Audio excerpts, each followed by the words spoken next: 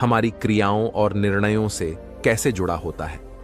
हमारे चैनल को सब्सक्राइब करके हमारे साथ इस सफर में शामिल हों और नई कहानियों से जुड़े रहें। तो आइए इस रोमांचक यात्रा में साथ चलें और अपने भाग्य के रहस्य को खोजें। दोस्तों, एक गांव में एक बहुत ही ज्ञानी पंडित रहता था। एक दिन वह अपने बचपन के दोस्त से मिलने के लिए दूसरे गांव में जा रहा था। उसका वह दोस्त बचपन से ही गूंगा और एक पैर से अपाहिज था। उस पंडित के गांव से उसके दोस्त का घर काफी दूर था। वहां जाने के लिए बीच बीच में कई सारे छोटे छोटे गांव पड़ते थे। पंडित रास्ते में अपनी धुन में चला जा रहा था। चलते चलते उसकी मुलाकात एक व्यक्ति से होती है। वह भी पंडित के साथ चलने लगता है। उस आदमी को देखकर पंडित बहुत खुश हो जाता है।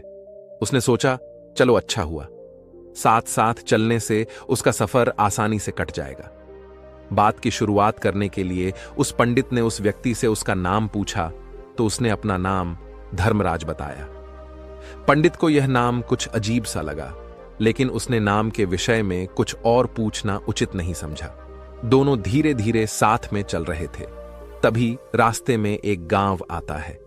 गांव का प्रवेश द्वार आते ही धर्मराज ने पंडित से कहा, तुम आगे चलो, मुझे इस गांव में काम है, मैं तुमसे आगे मिलता हूं। पंडित ने कहा, ठीक है। वह आगे रास्ते में चल देता है। कुछ देर बाद उस गांव में खबर फैली कि एक व्यक्ति को सांड ने अपनी सींग में फंसाकर मार दिया है। जैसे ही सांड ने उस व्यक्ति को मारा, ठीक कुछ ही देर में धर्मराज पंडित के पास आ गया। फिर दोनों चलना शुरू कर देते हैं और चलते चलते एक दूसरे गांव के द्वार पर पहुंच जाते हैं। उस गांव के बाहर एक बड़ा और विशाल मंदिर बना हुआ था। वहां पर आराम करने की सुविधा काफी बढ़िया लग रही थी। पंडित के दोस्त का घर अभी वहां से बहुत दूर था और रात भी होने वाली थी। तो पंडित ने धर्मराज से कहा, रात होने वाली है, पूरे दिन चलते चलते थक भी चुके हैं और भूख भी लग रही है, तो यहां पर भोजन करके यहीं पर हम विश्राम कर लेते हैं, फिर सुबह के समय आराम से आगे की यात्रा जारी करेंगे।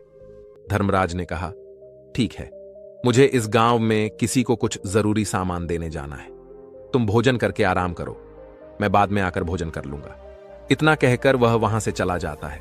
लेकिन उसके जाते ही कुछ ही देर बाद धुआं उठता हुआ दिखाई देता है और देखते ही देखते पूरे गांव में आग लग जाती है। पंडित ने हैरानी से सोचा कि यह धर्मराज जहां भी जाता है वहां कोई न कोई अनहोनी जरूर हो जाती है, कुछ तो गड़बड़ है इस व्यक्ति में। लेकिन पंडित ने रात्रि में धर्मराज से कुछ भी पूछना उचित नहीं समझा। सुबह होते ही दोनों फिर से अपनी यात्रा शुरू कर देते हैं। कुछ देर चलने के बाद रास्ते में फिर से एक गांव आता है। धर्मराज ने फिर पंडित से कहा, आप आगे चलिए, मुझे इस गांव में अपने मित्र से मिलने जाना है, मैं अपने दोस्त से मिलने के बाद आगे रास्ते में मिलूंगा। यह कहकर धर्मराज वहां से चला गया, लेकिन पंडित इस बार आगे नहीं गया। वहीं खड़ा होकर धर्मराज को देखता रहा कि वह कहां जा रहा है और क्या करता है। तभी थोड़ी देर बाद लोगों की आवाज सुनाई देने लगी कि एक व्यक्ति को सांप ने काट लिया है और उसकी मृत्यु हो गई है। ठीक उसी समय धर्मराज फिर पंडित के पास पहुंच गया, लेकिन इस बार पंडित से रहा नहीं गया और उसने धर्मराज से पूछ ही लिया कि तुम जिस भी गांव में जाते हो वहां कोई ना कोई अनहोनी जरूर हो जाती है, क्या तुम मुझे बता सकते हो यह ऐसा क्यों हो रहा है? धर्मराज ने कहा, पंडित जी, आप तो मुझे बहुत ज्ञानी मालूम पड़े थे, इसीलिए मैं आपके साथ चलने लगा था, क्योंकि ज्ञानियों का साथ बहुत अच्छा होता है, परंतु आप अभी तक समझ नहीं पाए कि मैं कौन हूं। पंडित ने कहा, मैं समझ गया हूं, लेकिन मुझे कुछ शंका है। अगर आप ही अपना उपयुक्त परिचय दे दें तो मेरे लिए आसानी होगी। तब धर्मराज ने जवाब दिया कि मैं यमदूत हूं और यमराज की आज्ञा से उन लोगों के प्राण हरण करता हूं जिनकी उम्र पूरी हो चुकी है। हालांकि पंडित को पहले से ही इस बात की आशंका थी, फिर भी धर्मराज के मुंह से यह बातें सुनकर वह घबरा गया।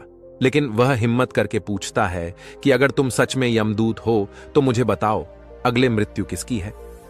धर्मराज ने जवाब दिया, अगली मृत्यु तुम्हारे उसी मित्र की है जिससे तुम मिलने जा रहे हो, और उसकी मृत्यु का कारण भी तुम ही बनोगे। यह बात सुनकर पंडित सहम गया और सोच में पड़ गया कि अगर सच में यह धर्मराज यमदूत हुआ तो उसकी बात भी सच होगी। और उसके कारण मेरे बचपन के सबसे अच्छे मित्र की मृत्यु हो जाएगी। तो सबसे अच्छा तो यही होगा कि मैं अपने मित्र से मिलने ही ना जाऊं। कम से कम मैं उसकी मृत्यु का कारण तो नहीं बनूंगा। धर्मराज ने मुस्कुराते हुए कहा, तुम जो सोच रहे हो वो सब मुझे पता है, मगर तुम्हारे अपने मित्र से मिलने न जाने से नियति नहीं बदल जाएगी। तुम्हारे मित्र की मृत्यु तो निश्चित है और वह अगले कुछ ही पलों में घटित होने वाली है। महाकाल के मुंह से ऐसी बातें सुनकर पंडित को झटका लगा, क्योंकि महाकाल ने पंडित के मन की बातें PRH ली थीं, जो कि एक सामान्य व्यक्ति के लिए संभव नहीं है। अब पंडित को विश्वास हो गया कि यह धर्मराज सचमुच में यमदूत ही है। जब पंडित को यह पूर्ण विश्वास हो गया कि धर्मराज जी यमदूत हैं, तो वह घबरा गया। वह अपने मित्र की मृत्यु का कारण नहीं बनना चाहता था, इसीलिए वह पलटकर अपने गांव की तरफ वापस जाने लगा। लेकिन जैसे ही पंडित वापस जाने के लिए मुंडा, उसने देखा कि उसका मित्र तेजी से उसकी तरफ चला आ रहा है, जो कि पंडित को देखकर अत्यंत प्रसन्न दिखाई पड़ रहा था। अपने मित्र के आने की गति को देखकर पंडित को ऐसा लगा कि जैसे उसका मित्र काफी देर से उसका ही पीछा कर रहा है। लेकिन वह बचपन से ही गूंगा था और एक पैर से लंगड़ा भी था, इसीलिए ना तो वह पंडित को आवाज देकर रोक पाया था और ना ही उस तक पहुंच पा रहा था। धर्मराज के मुंह से ऐसी बातें सुनकर पंडित को झटका लगा, क्योंकि धर्मराज ने पंडित के मन की बातें पढ़ ली थीं, जो कि एक सामान्य व्यक्ति के लिए संभव नहीं है। अब पंडित को विश्वास हो गया कि यह धर्मराज सचमुच में यमदूत ही है। जब पंडित को यह पूर्ण विश्वास हो गया कि धर्मराज जी यमदूत है, तो वह घबरा गया। वह अपने मित्र की मृत्यु का कारण नहीं बनना चाहता था, इसीलिए वह पलटकर अपने गांव की तरफ वापस जाने लगा। लेकिन जैसे ही पंडित वापस जाने के लिए मुड़ा, उसने देखा कि उसका मित्र तेजी से उसकी तरफ चला आ रहा है, जो कि पंडित को देखकर अत्यंत प्रसन्न दिखाई पड़ रहा था। अपने मित्र के आने की गति को देखकर पंडित को ऐसा लगा कि जैसे उसका मित्र काफी देर से उसका ही पीछा कर रहा है। लेकिन वह बचपन से ही गूंगा था और एक पैर से लंगड़ा भी था, इसीलिए ना तो वह पंडित को आवाज देकर रोक पाया था और ना ही उस तक पहुंच पा रहा था। लेकिन जैसे ही वह पंडित के पास पहुंचा, अचानक ही जमीन पर गिर पड़ा और उसकी मृत्यु हो गई। पंडित हक्का बक्का होकर धर्मराज की ओर देखने लगा, जैसे कि वह पूछना चाह रहा हो कि आखिर क्या हुआ धर्मराज।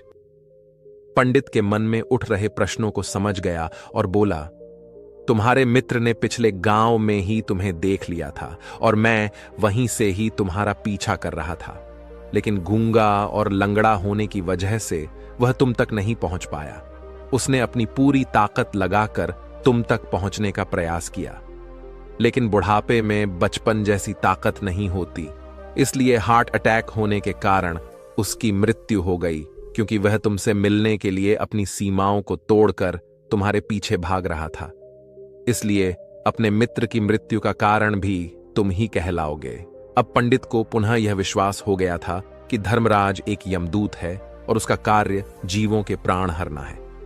लेकिन पंडित एक ज्ञानी व्यक्ति था। वह यह भी जानता था कि मृत्यु पर किसी का वश नहीं है, सबको एक न एक दिन मरना ही है। यही सोचकर उसने अपने आप को संभाल लिया।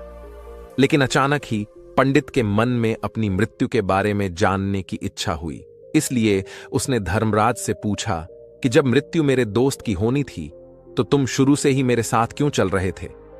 यह प्रश्न सुनकर धर्मराज जोर से हंसा और बोला, मैं तो हर पल हर क्षण सभी के साथ चलता हूं, किंतु लोग पहचान नहीं पाते, क्योंकि लोगों के पास अपनी समस्याओं के अलावा किसी और व्यक्ति, वस्तु या घटना के बारे में सोचने समझने या उसे देखने का समय ही नहीं होता। पंडित ने कहा, तो क्या तुम यह बता सकते हो कि मेरी मृत्यु कब, कहां और कैसे होगी?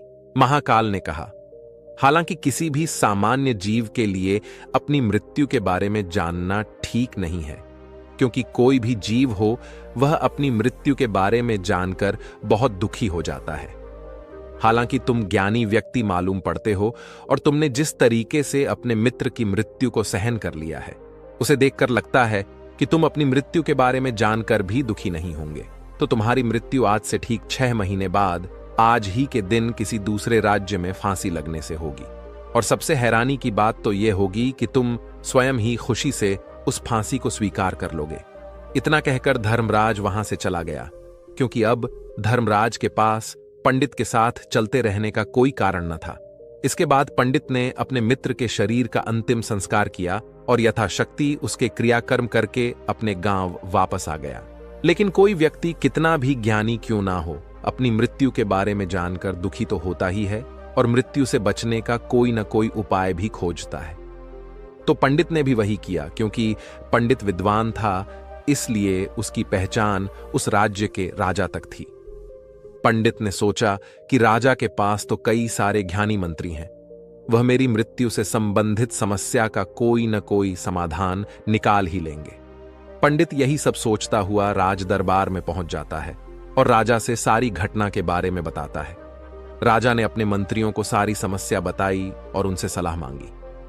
अंत में सभी ने विचार विमर्श करके कहा, अगर पंडित की बात सही है तो उसकी मृत्यु भी 6 महीने बाद ही होगी, लेकिन मृत्यु तो तब होगी जब वह किसी दूसरे राज्य में जाएगा।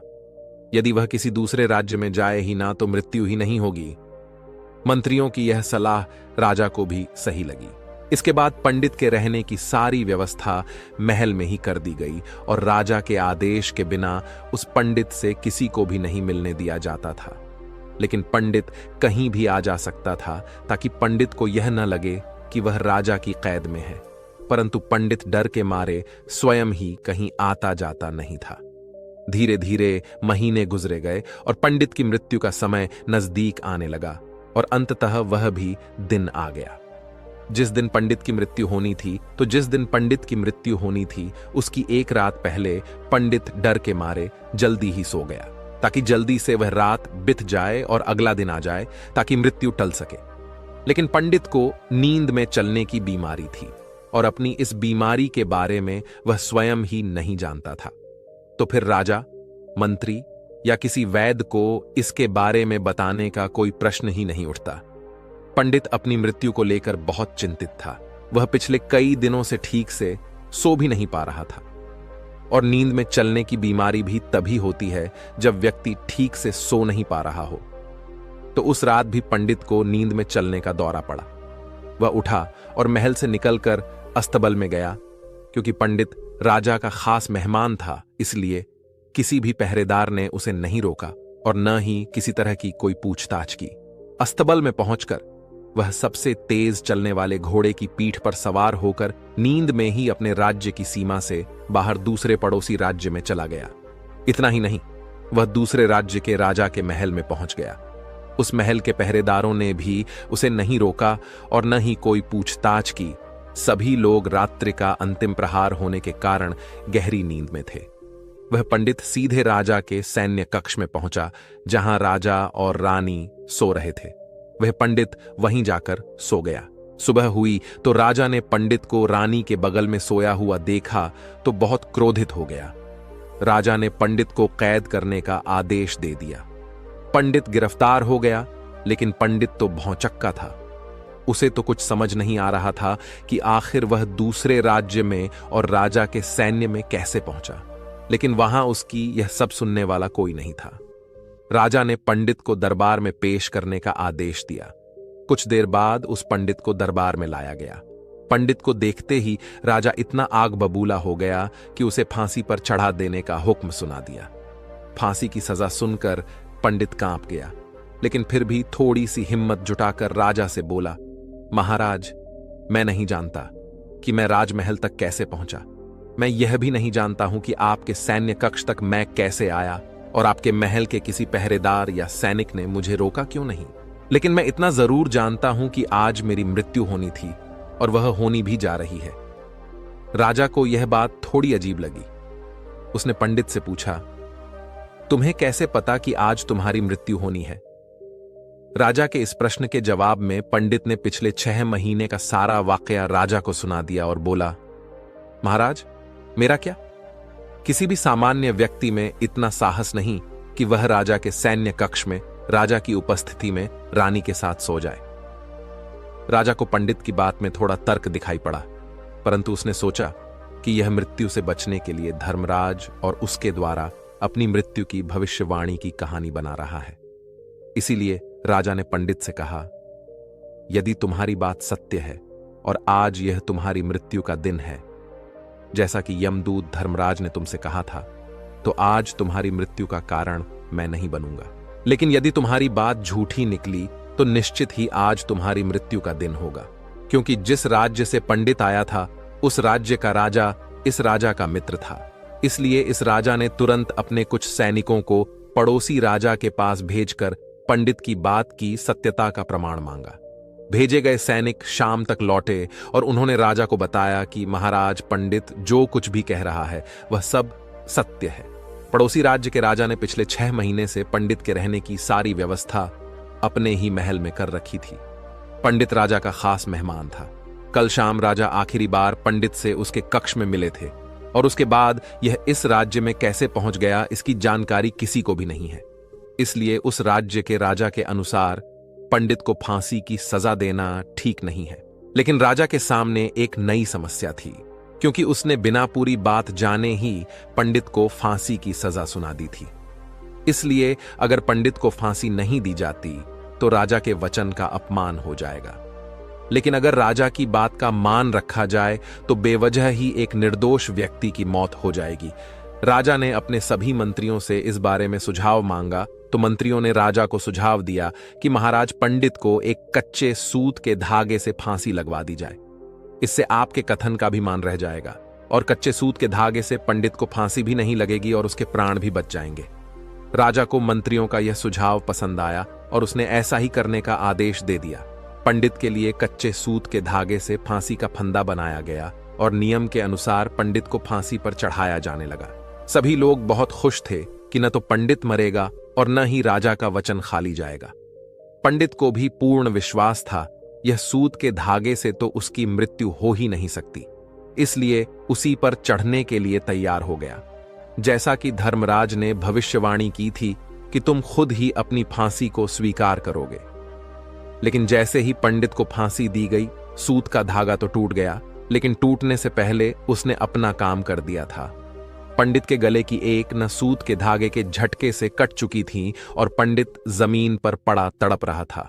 उसी पल उसके गले से खून की फुहार निकल रही थी और देखते ही देखते पंडित का शरीर पूरी तरह से शांत हो गया। सभी लोग आश्चर्यचकित थे और पंडित को मरता हुआ देख रहे थे। किसी को विश्वास नहीं हो रहा था कि कच्चे सूत के धागे से भी किसी इंसान की मृत्यु हो सकती है। लेकिन घटना तो घट चुकी थी। नियति ने अपना काम कर दिया था और धर्मराज की भविष्यवाणी सच हो चुकी थी। श्रीमद् भागवत गीता में भगवान श्री कृष्ण ने कहा है, जो होना होता है वह होकर ही रहता है।